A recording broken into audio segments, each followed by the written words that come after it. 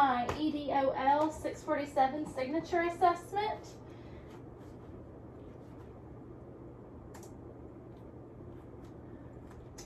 Here is our table of contents for today. We will do our meeting agenda. We'll go over the vision statement, a problem statement, selected strategies, implementation of strategy, the first try, implementation of the strategy, my second try, the data I've collected, what's next, and then you will try it out.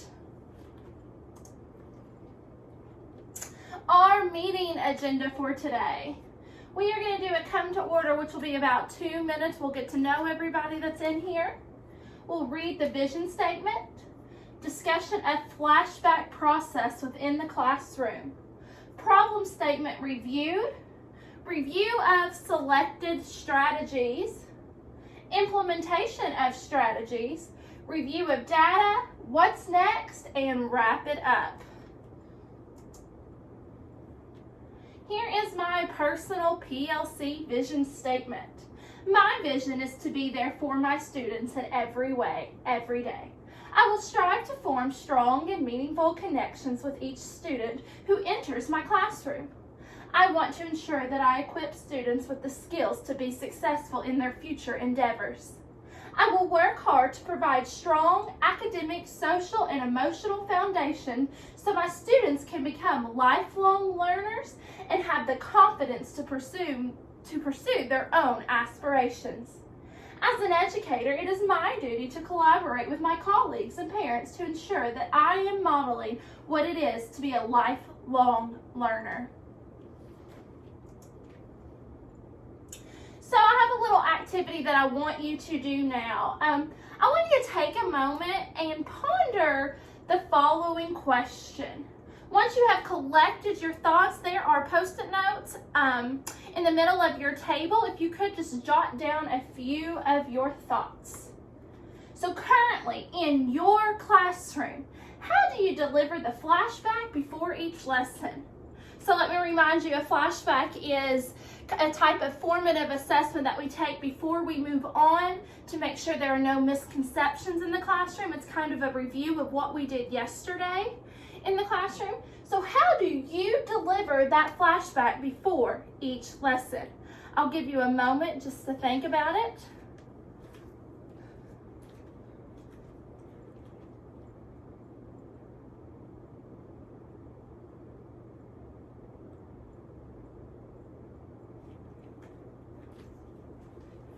Now that you have thought about it, maybe you are currently writing things down on your Post-it note, I want you to do a turn and talk to your neighbor about what it is in your classroom, what it looks like in your classroom. Share your ideas with one another. Also, when you're sharing your ideas, I want you to think in the back of your brain, what problems arise with your method of delivering the flashback.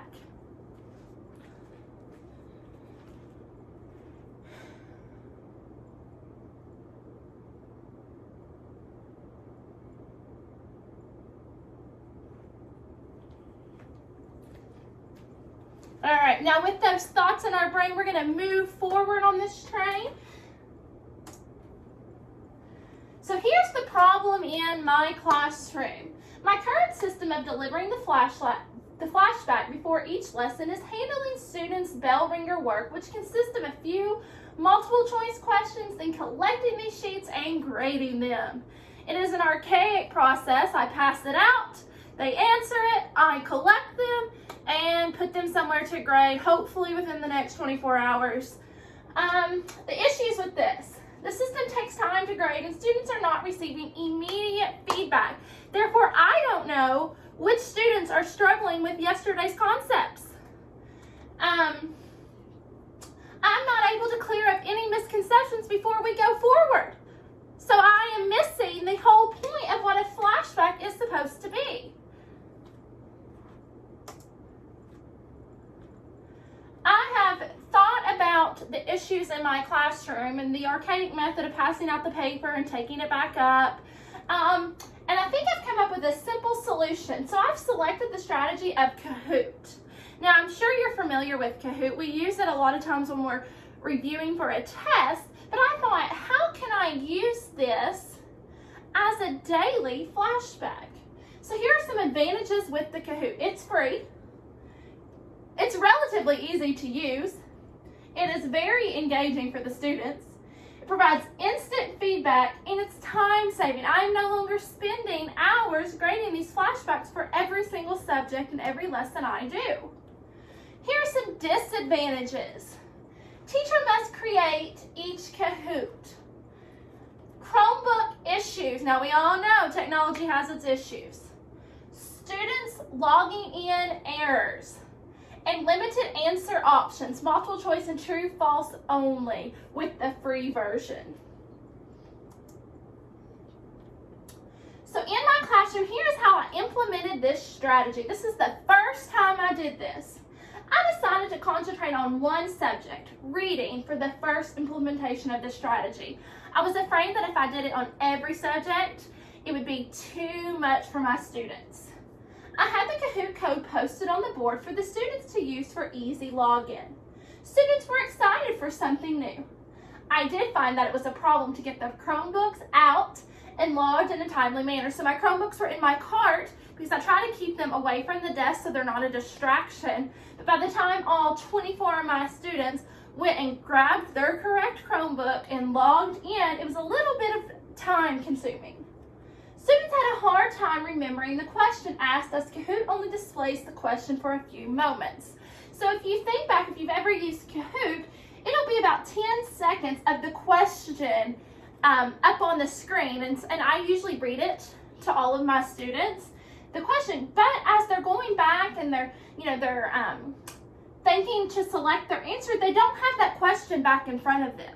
So a lot of them have forgotten it, or their anxiety is so high because they want to answer the right question, or they want to answer with the right answer, that they have forgotten what the question was.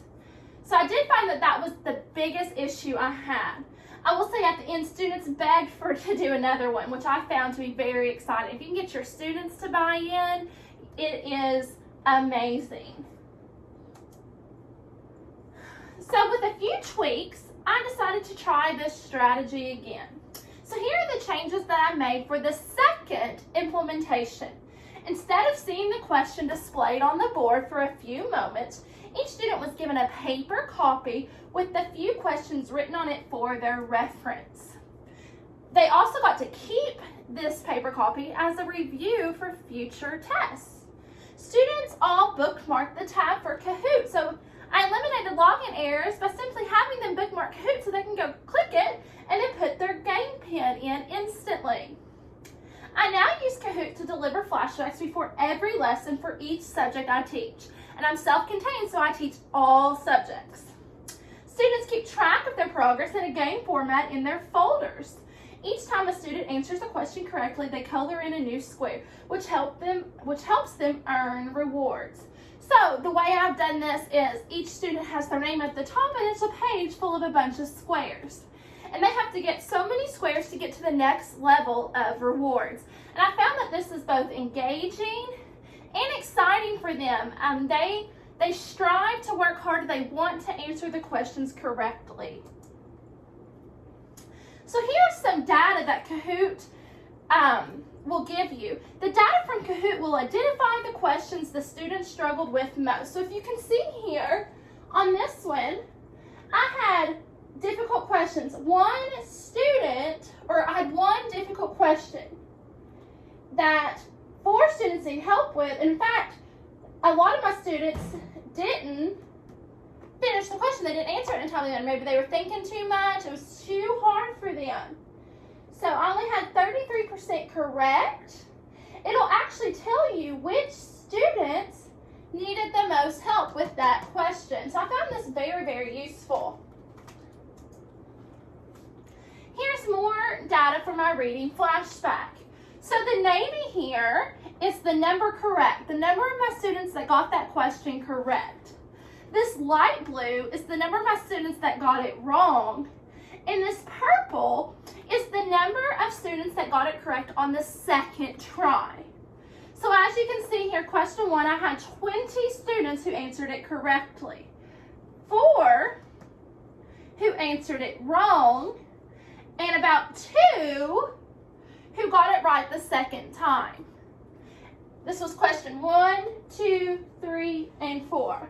So I really enjoy that this data can show me clearly, obviously my students struggled with question 4 the most.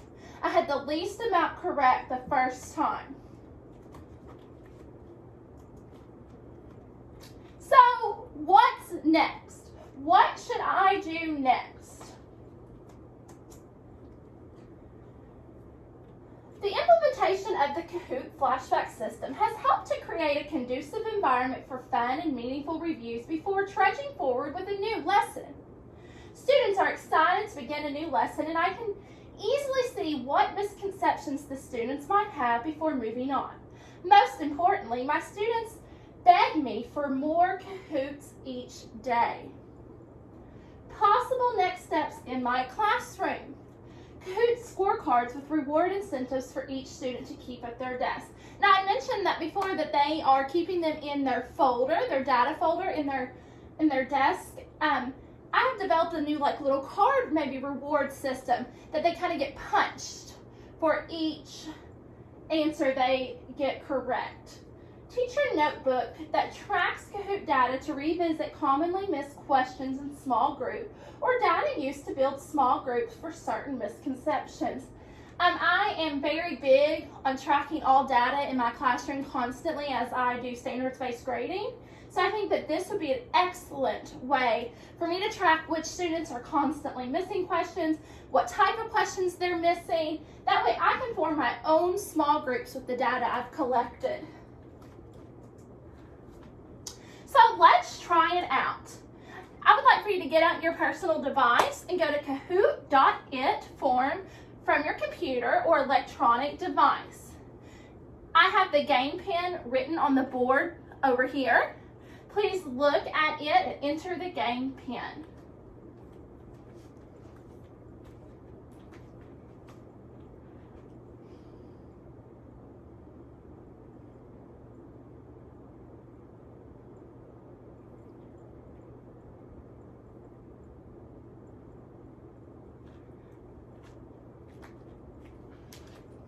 All right, now that you've tried that out, to create your own Kahoot, it is easy. You go to kahoot.com and create a username and password, and follow the prompts to create your own to use in your classroom.